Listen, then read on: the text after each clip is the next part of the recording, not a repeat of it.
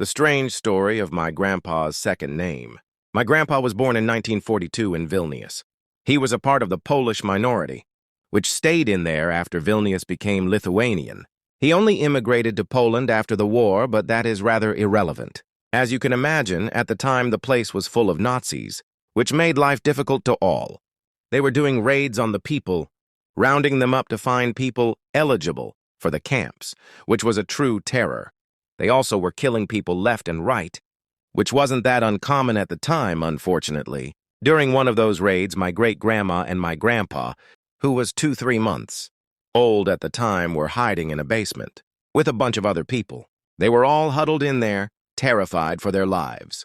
Suddenly, they heard loud bangs, and before they knew it, the place was swarmed with Nazi soldiers. They almost took it upon themselves to start shooting everyone until their commander entered the room. The man, a middle-aged Nazi commander, looked around the room, undoubtedly deciding whether to kill everyone immediately or after some interrogation or torture, when he saw the swaddle my great-grandma was holding. He approached my great-grandma and saw my grandfather in her arms.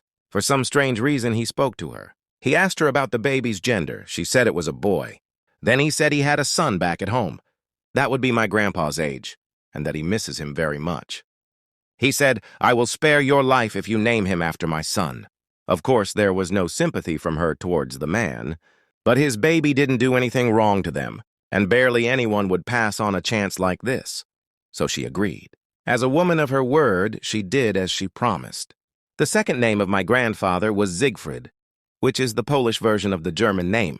My grandfather died in 2005, when I was 8 years old from a brain tumor.